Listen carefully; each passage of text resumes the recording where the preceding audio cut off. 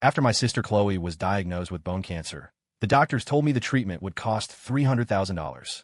With our parents gone and no one else to turn to, I had nothing. To get the money, I agreed to a bizarre proposal to marry a beautiful woman in a coma. On my wedding day, I discovered that my gorgeous new wife, Saraphina, was 45 years old. 45. She was older than my own mother would have been, but she was impeccably preserved, with flawless skin and a body that could still turn heads. That night, I couldn't stop myself. I held her in my arms, kissing her again and again, spending every moment by her side. It wasn't until she woke up that I learned the truth. She was the CEO of Apex Global, and our marriage was at the center of a secret I never could have imagined. It all started the day I graduated from college. That was the day Chloe got the diagnosis. I called everyone I knew, begging for loans, but our relatives and friends knew we were dirt poor. No one was willing to help. My own uncle, Rick, told me to my face, "Your sister's a lost cause, Leo. Even if you cure her, the maintenance cost will be a bottomless pit. Just take her home and let her go." Back at the hospital, I begged the oncologist to start the surgery, promising I'd find the money. I got on my knees, my head on the cold linoleum, but he wouldn't budge. Chloe, her face pale and drawn, whispered, "Leo, it's okay. Let's just stop." In that moment, I broke. I knelt on the floor and sobbed, a raw, ugly sound that echoed in the sterile hallway. Chloe and I only had each other. She dropped out of high school, working dead-end jobs to put me through college. I thought my degree was our ticket out, the start of a life where we wouldn't have to worry anymore. But fate, as they say, has a way of kicking you when you're down. The news of her illness had nearly sent me to the floor. As I knelt there, one thought pounded in my head: $300,000. Even if I worked for the next 10 years, I'd never see that kind of money. How was I ever going to save her? Just as despair began to swallow me whole, a woman appeared. She had sophisticated waves in her dark hair, wore sharp heels, and was dressed in a chic, pale dress that floated around her as she walked. My eyes traveled up from her long, toned legs to her face. She was attractive, but it wasn't just beauty. It was an aura of mature confidence, a kind of power that made me feel instantly small. "Excuse me," she said. "My name is Victoria Vance. I have a proposition for you." I wiped my tears on my sleeve and stood up. "If it pays, I'll do it." Victoria's lips curved into a faint smile. "You're direct. I like that. I need you to marry my sister." I stared at her. "Marry your what?" "It's a long story," she explained, her voice dropping. "My sister is sick. The doctors have given her 2 weeks. I need you to marry her. I have this theory, a desperate one, that a ceremony of life and commitment, a powerful, positive event, might somehow reach her. If you agree to this, money isn't an issue. Name your price." I glanced at Victoria. She looked to be in her mid-30s. How old was her sister? I was only 23. Marrying a woman a decade or more my senior wasn't exactly my life plan. But I had no other options. My life, Chloe's life, had been pushed to the edge of a cliff. For her, I would do anything. I met her gaze and clenched my jaw. $300,000. I'll do whatever you want. Victoria didn't hesitate. Done. It's a deal. Be at Estate 88 in Sterling Point tomorrow. Bring your driver's license and a passport photo. I was stunned by how quickly she agreed. Seriously? 300,000? There's no other catch. I'm perfectly serious, she said coolly. There is one condition, however. You'll have to sign a marriage license with her. It has to be legal. But don't worry, she's unresponsive. If, by some miracle, she wakes up, we'll arrange a quiet divorce. My mind reeled. I thought it would be some symbolic ceremony, not a legally binding marriage. At my age, getting married and divorced to a stranger would make me, what, damaged goods? Worse, if she was as sick as Victoria said, what if she died? I'd be a widower before I was 24. Sensing my hesitation, Victoria's brow furrowed. Is the money not enough? Look, if she wakes up and you agree to the divorce, I'll give you an additional $5 million. I thought I'd misheard. My jaw went slack. How much? Victoria's expression was unreadable. $5 million. I stood there, frozen, the world tilting on its axis. As promised, I made my way to the Sterling Point Estates. This was the most exclusive zip code in Sterling Bay, California, a gated community where every sprawling mansion was worth tens of millions. My awe at Victoria's wealth grew as I walked, until I found myself standing before Estate #88. The home was tastefully decorated for a wedding, with white ribbons on the gates and elegant floral arrangements. This was it, the place I was about to get married. Taking a deep breath, I rang the bell, clutching the passport photo in my sweaty hand. Victoria opened the door, a flicker of surprise in her eyes. I'm impressed. You're punctual. Come in. We need to get started. My heart hammered against my ribs as I handed her my license and photo. She passed them to a woman in a maid's uniform, instructing her to take them to their lawyer to have the marriage certificate processed. Normally, both parties have to be present, but I was quickly learning that for a family like this, the normal rules didn't seem to apply. They had a level of influence I could barely comprehend. I followed Victoria inside. The grand foyer had been arranged for a ceremony. An officiant stood, waiting near an arch of white roses. Before I could process it all, a stylist whisked me into a side room. "You must be the groom," the stylist said, a hint of urgency in her voice. "The time is almost here. Let's get you into your tuxedo. Miss Sterling is already in her dress, ready for the ceremony." I paused. Sterling? I thought Victoria's last name was Vance. And how exactly does a person in a coma get married? As I pondered this, the stylist worked quickly, styling my hair and applying something to my face that made me look less like a sleep-deprived mess. She handed me an exquisitely tailored tuxedo. To get that $300,000, I pushed my doubts aside, changed in a corner, and walked back out to the foyer. Victoria's eyes lit up when she saw me. "Not bad. You clean up well. Young, handsome. A good match for my sister." Just as I was shifting awkwardly, the stylist emerged from the master bedroom, pushing a woman in a wheelchair. She was dressed in a simple, elegant white gown, her head covered by a delicate lace veil, tilted slightly to one side. So that's her, I thought. My bride. Even seated, I could tell she was tall and slender, with a figure that the gown couldn't hide. I bet she's beautiful under that veil. A sly look crossed Victoria's face. She nodded to the officiant. "We can begin." I felt like I was in a trance as the stylist guided me to stand beside the wheelchair. My comatose wife sat motionless beside me. The officiant cleared his throat. "We are gathered here today." He went through a short, formal script. When it came time for the vows, he looked at me. I mumbled, "I do." He then turned to the wheelchair, and by the power vested in me, and with consent provided through a legally executed medical power of attorney, I accept these vows on behalf of Saraphina Sterling. I looked up and noticed 2 framed photographs on a nearby table. Her parents, I presumed. The officiant led a brief moment of remembrance, and out of respect, I bowed my head. And now, with the exchange of vows completed, the officiant announced, a strange, almost amused glint in his eye, "By the authority granted to me by the state of California, I now pronounce you husband and wife." And just like that, I was married. I turned to look at my wife in the wheelchair, my fingers itching to lift that veil and see her face.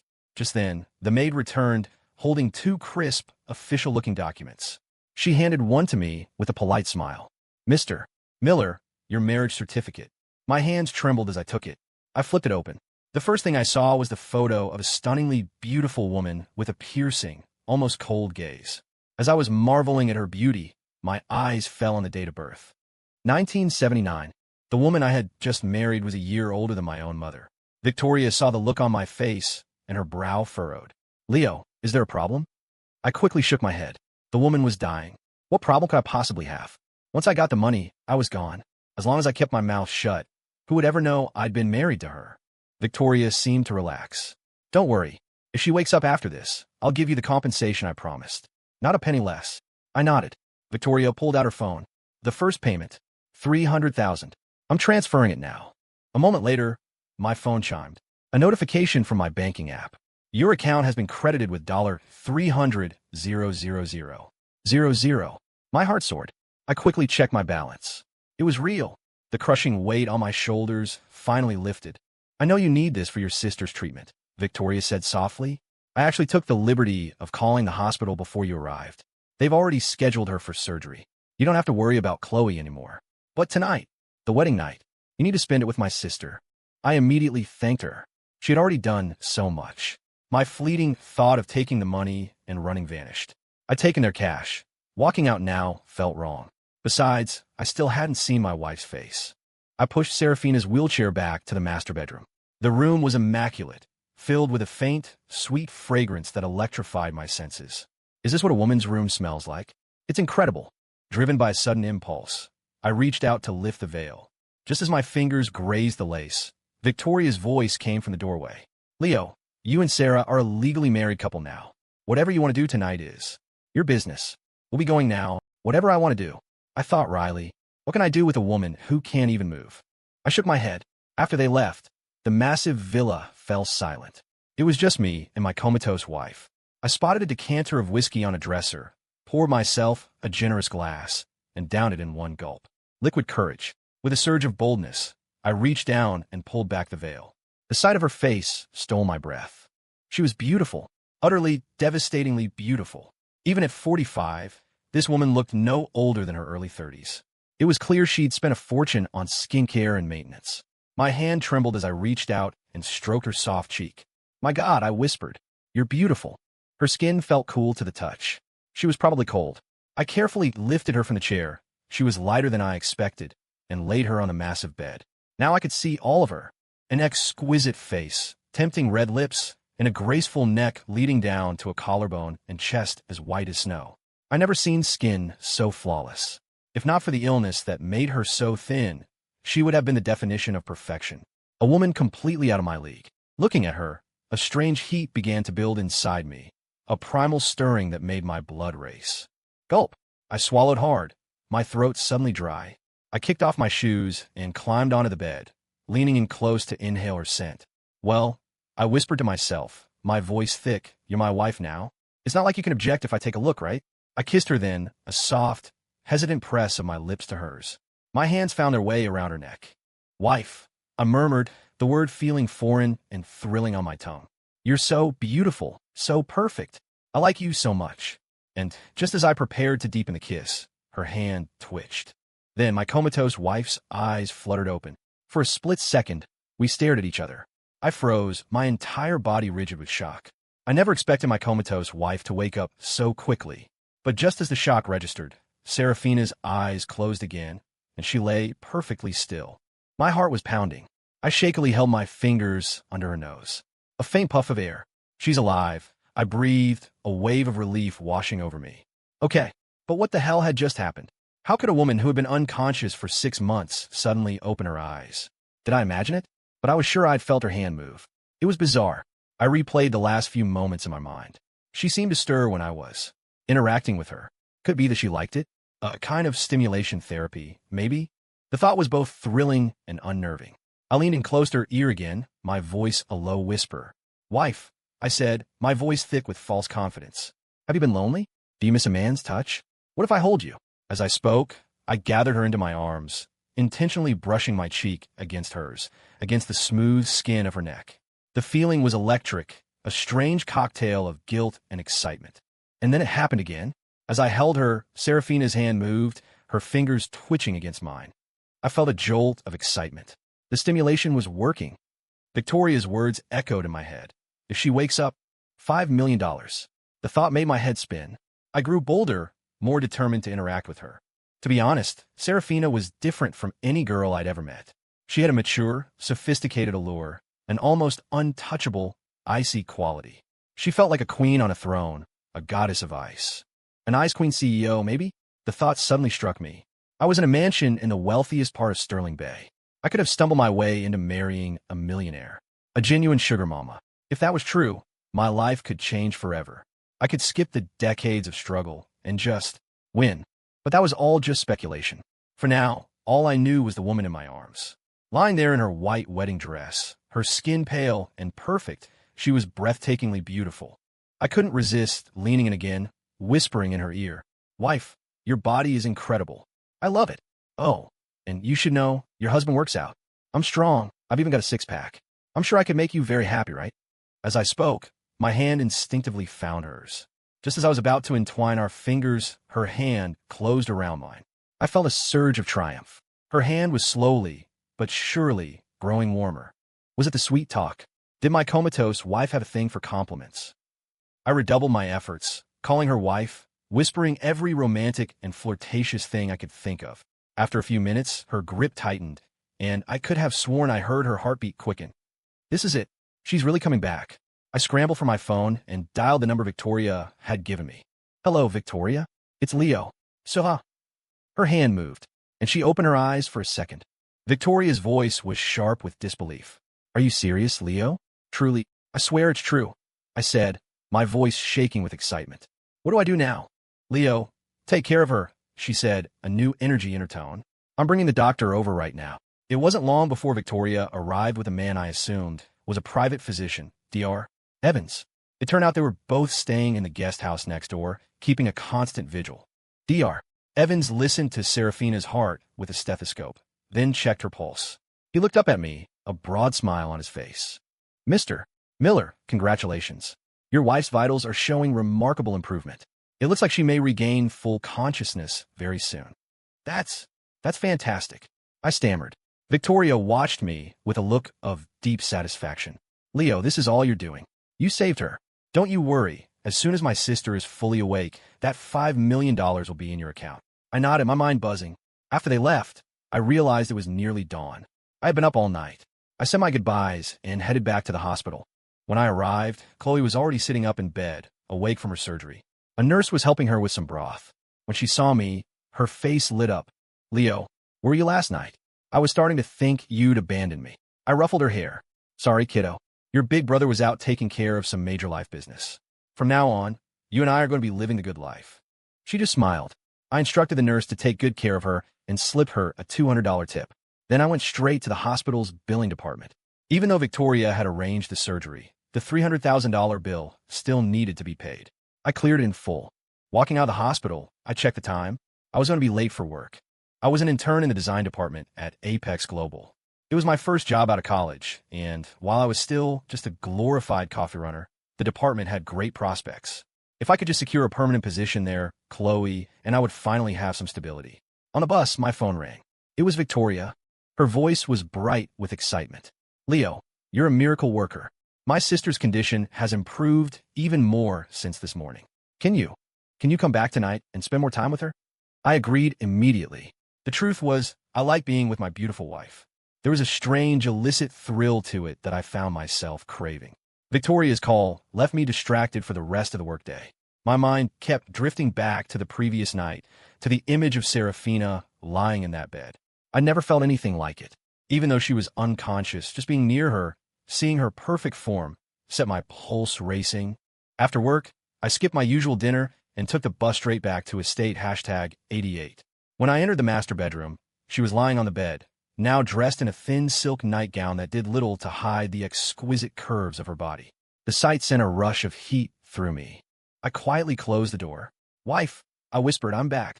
I kicked off my shoes and slid into bed beside her, a familiar tension filling the air. I leaned close to her ear, my breath warm against her skin. Wife, did you miss me? I was thinking about you all day. Please get better soon, okay? Then we can do all the things we want to do. After I spoke, I couldn't help myself. I leaned in and kissed her cheek, then her lips, then the soft skin of her neck. Suddenly, her body tensed. She turned, and her arms wrapped around my neck, pulling me closer. My eyes shot open in shock. I pulled back, stammering, You're really awake. Saraphina kissed me with a surprising fervor, a desperate energy that soon melted away, leaving her soft and pliant in my arms. When we finally broke apart, she turned away, hiding her face against my chest, her body trembling slightly. I was still in a state of shock. How was this possible? They said she was on the verge of death, with less than 2 weeks to live. How could she have recovered so quickly? Was it really the wedding ceremony? Or was this something else? A final burst of energy before the end. Uncertain, I asked gently, How did you wake up? Her reply, whispered against my chest, made my heart soar. She burrowed closer, her cheeks flushed a lovely shade of pink. Thank you, my husband, she murmured, her voice husky and sweet. You made me feel the joy of being loved by a man. Without you, I think I would have just let go. Her voice was like music. I wrapped my arms around her, patting her back gently. It's okay. I'm here now. A wicked smile played on my lips as I pulled her close again, our bodies pressing together. We were lost in the moment when she suddenly stopped, pressing a hand to her temple. I feel a little dizzy. I think I need to sleep. Of course. She had just woken from a coma. This was all too much too soon. I held her as she drifted off, her breathing evening out against my chest. The next morning, she was still sleeping soundly when I got up. I had to get to work. As I was walking out of the Sterling Point gates, my phone buzzed. It was Victoria. I answered immediately. Her voice was laced with disbelief and something else I couldn't place. Leo, you really are her lucky star. I can't believe it. She actually woke up. She even got up and had breakfast this morning. I smiled. Your sister is a strong woman. It seems our new brother-in-law is quite fond of my sister, too, Victoria probed. Now that she's awake, will you still be wanting that divorce? Without thinking, I blurted out, no divorce. I like her. Victoria let out a strange, breathy laugh.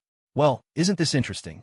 To think my sister would find true love at her age with a man 22 years her junior. It's not about age, I said, shaking my head. The first time I saw her, I knew. She's beautiful. Victoria couldn't possibly understand what had passed between me and Saraphina, the strange, wonderful connection we had formed. I see, Victoria said, her laugh fading. Well, what about the remaining $5 million? Do you still want it? The money doesn't matter, I said honestly. All I want is for your sister to be healthy and happy. This time, her laugh was sharp, almost a cackle. All right then, I'll still transfer you the $5 million. But you have to agree to one condition. What condition? I asked. Her voice turned to ice. Get my sister pregnant. Then divorce her, disappear from Sterling Bay, and never come back. Do that, and the $5 million is yours. I was speechless. Are you trying to ruin your own sister? Why would I ever agree to that? By the way, Leo, she continued, ignoring my question. You work at Apex Global, don't you? I was taken aback. How'd she know where I worked? Her next words sent a chill down my spine. In this city, there's nothing my family can't find out and nothing we can't do. If you don't want to end up in a ditch somewhere, you'll do exactly as I say. Otherwise, I promise you, your life will become a living hell. My mind was reeling. What was wrong with this woman? One minute she was friendly, the next she was threatening to kill me. Was this all a twisted plot to get Saraphina pregnant? I had a sinking feeling there was a much bigger, darker game being played here. Getting Saraphina pregnant was a huge decision, one I had to make with her. I wasn't going to be Victoria's pawn. I hung up, muttering under my breath about what a psycho she was. But I didn't take her threats seriously. Life was for living, not for scheming. What's meant to be will be. When I got to the office, however, my department manager, Mr. Peterson, dragged me into his office and immediately started screaming at me. He jabbed a finger in my face. Leo, look what you've done. I was completely baffled by his rage, but when I saw what was on his desk, my blood ran cold. It was my design portfolio. Next to it was a printout from a competitor's website, showcasing a design that was identical to mine, pixel for pixel. Do we have a mole in the company? You plagiarized a competitor. Peterson roared. They're suing us. Do you have any idea how much this is going to cost the company? Can you afford to pay it? I tried to explain that it was my original work, that I'd spent 10 days developing it myself. But he wasn't listening. Leo, you have two choices, Peterson said, his voice flat. Resign now, or we fire you and make sure the entire industry knows you're a thief. We have to cut our losses. The words hit me like a physical blow. I was jobless. The $300,000 was gone, all of it spent on Chloe's medical bills. Without this job, how are we going to survive? Just as despair set in, my phone rang. It was Victoria. My mind was blank as I answered. Her cold laugh echoed down the line. Leo, did you know? Apex Global is under my control. I can have you fired with a single phone call. A hot rage flared inside me. Victoria, what the hell do you want from me? What did I ever do to you? My sister wasn't sick, you idiot, she sneered. Not physically. We had a fight. A bad one. After that, she just shut down, refused to eat, to speak. I thought she was just being dramatic until she ended up in the ICU. She was trying to die, all because of a broken heart. That's between you two. What does that have to do with me? I yelled back. I was just a guy you hired. What is your relationship, anyway? She told me she loves you. Victoria shrieked, her voice cracking with hysteria. She wants to be with you. I hate you. I hate you so much. You're talking like I'm your romantic rival. I shot back. Are you crazy? What do you want? I want you to get her pregnant, and then I want you to leave her. Oh my God, you're insane. I finally screamed. She gets pregnant, and you want me to divorce her? You can't be her real sister. I slammed the phone down, my hands shaking with anger. She was a lunatic, but a sudden, terrifying thought struck me. Saraphina could be in danger. I ran out of the building and hailed a cab, racing towards estate #88. When I arrived, however, the scene that greeted me left me stunned. Saraphina was sitting in a lounge chair in the garden, wearing a light, breezy sundress. She was calmly reading a book, a picture of perfect serenity. There wasn't a trace of distress on her face. She looked like a goddess who had descended from the heavens, untouched by mortal troubles. When she saw me, her face broke into a radiant smile. She stood up to greet me. Husband, you're home. I rushed forward and pulled her into a fierce hug. Sarah, you're okay. She laughed softly. Of course I'm okay, silly.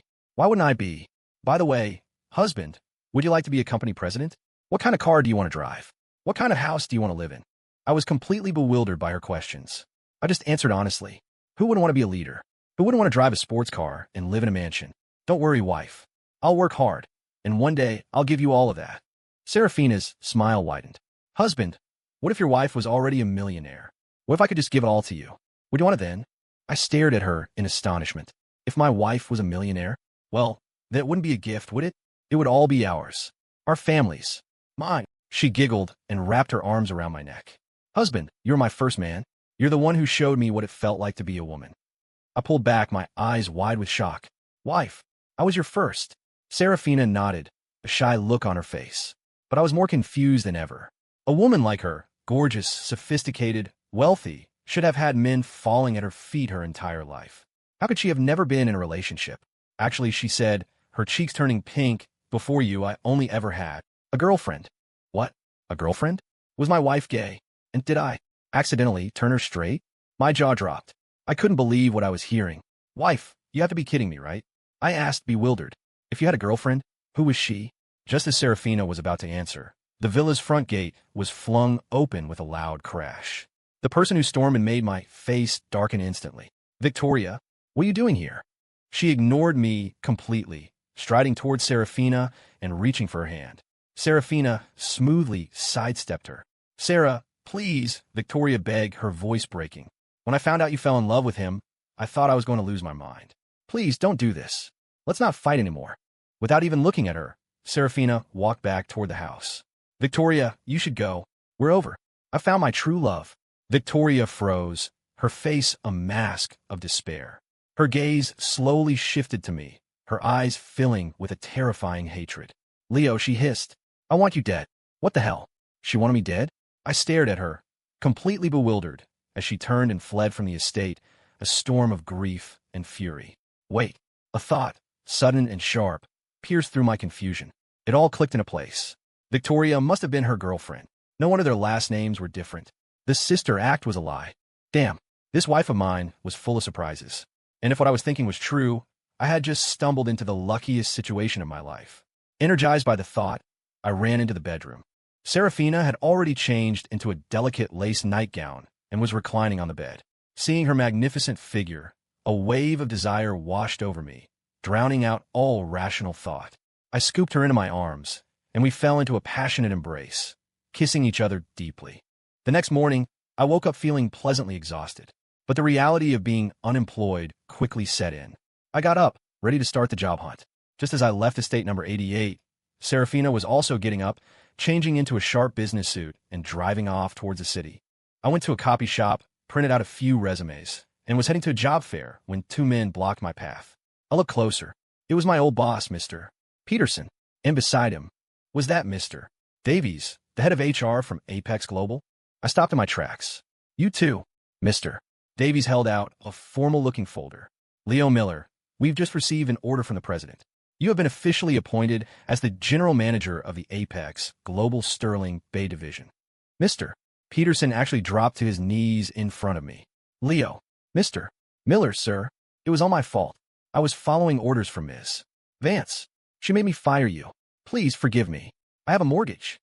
My mind felt like it was exploding. One second, I was an unemployed loser. The next, I was a general manager. It felt like a dream. I kicked Peterson away in disgust and looked at Davies. Mr. Davies, I thought the president of Apex was named Vance. Davies shook his head. The president's name is not Vance. We did have a vice president named Victoria Vance, but she was just terminated by the president. You, in fact, are taking her place as head of the Sterling Bay Division, and you'll also hold the title of executive vice president of the entire group. I was ecstatic. Holy crap, I've really made it. Davies smiled. As general manager, your base salary will be $1 million a year, with a year-end bonus of at least $2 million. Your car allowance is $10,000 a month. Is that satisfactory? I scratched my head, grinning like an idiot. The salary was more than satisfactory. Thank you, Mr. Davies, but the salary is incredible. I don't even have a car, so you can forget the allowance. Davies gave me another mysterious smile and clapped his hands. In the distance, I heard the roar of an engine. A gleaming Bugatti Veyron executed a perfect drift and screeched to a halt right in front of me. My eyes nearly popped out my head. That car had to be worth at least $3 million. Was it? For me, Davies calmly took the keys from the valet and placed them in my hand. The president said, "This will be your company car from now on." My God, I'd heard of companies giving their execs an Audi, But Bugatti? This company treated its employees way too well. I felt like I was hallucinating. How could my life have turned around so completely, so easily? Why was the president of Apex Global being so good to me? As I stood there, utterly mystified, a black town car pulled up. The person who stepped out gave me the answer I was looking for. Wife, what are you doing here? My wife, Saraphina Sterling, wearing sunglasses and a power suit that radiated authority, walked straight toward me. As she approached, both Peterson and Davies bowed a full 90 degrees. Good morning, Ms. Sterling, they said in unison. What? Did I hear that right? My wife was the president of Apex Global? The legendary, reclusive, multi-billionaire ICE Queen CEO? But the rumors all said she was in her 30s. How could it be her? I never dreamed that the woman I married to pay off a debt would turn out to be my own boss. And by becoming her husband, I had accidentally become the boss's husband. Saraphina ignored everyone else. She walked right up to me, wrapped her arms around my neck, and kissed me. Husband, she whispered, you can relax now. Your wife will take care of you. I burst out laughing. My life of absurd, unbelievable luxury had just begun. Later, we moved Chloe into a suite at the estate, and the three of us began our new life together. As for Victoria Vance, after being rejected by Saraphina and fired from Apex, she left Sterling Bay and was never heard from again.